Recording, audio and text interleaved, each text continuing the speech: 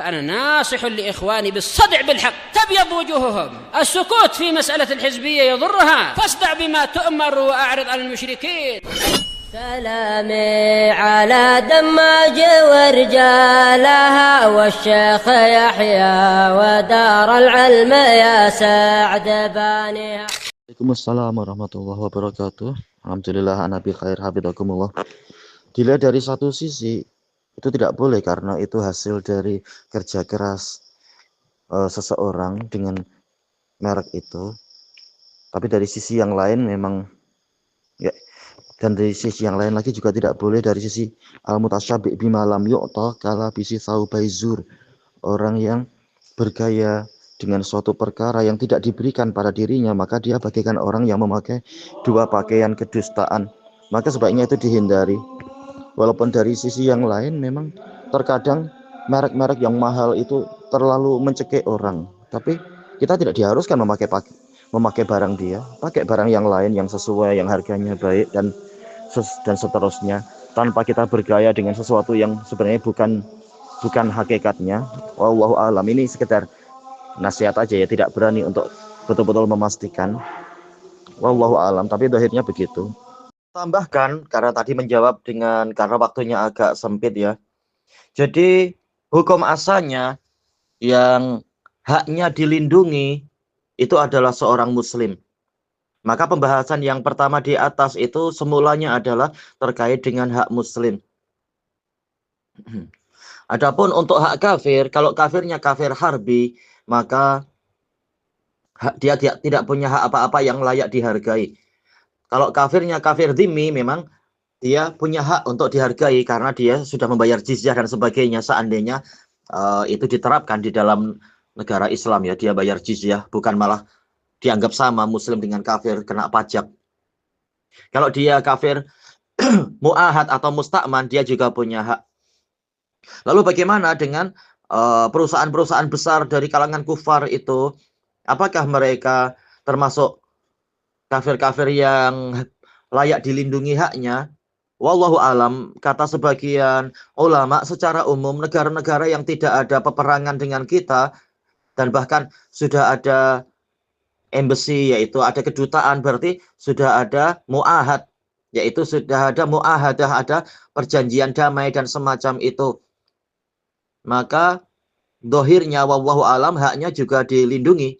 Tetapi kita tahu sebagian dari negara-negara besar itu perusahaan besar, mereka sangat sombong dengan produk-produk mereka, menekan muslimin, menghinakan muslimin.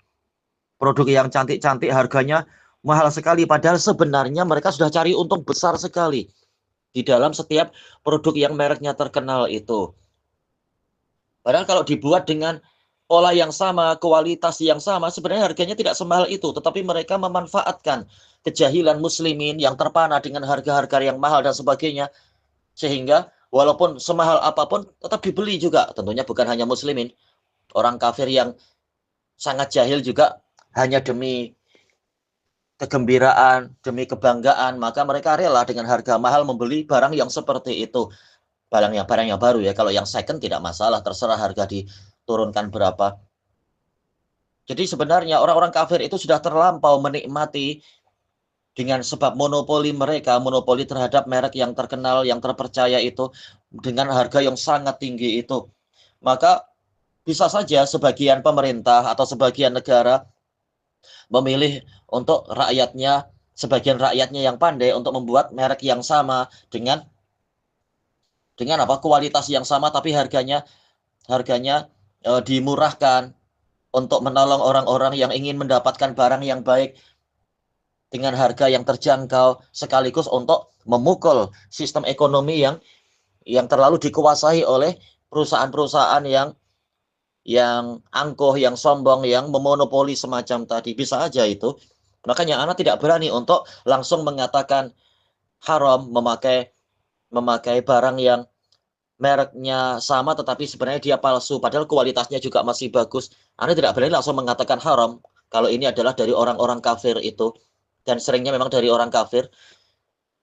Tapi untuk muslim jelas haknya harus dilindungi. Untuk muslim haknya dilindungi, wajib untuk kita lindungi. Tidak kita, yaitu jangan sampai kita membaca atau kita apa istilahnya itu, ikut melariskan barang-barang bajakan padahal itu dari karya seorang muslim dan sebagainya.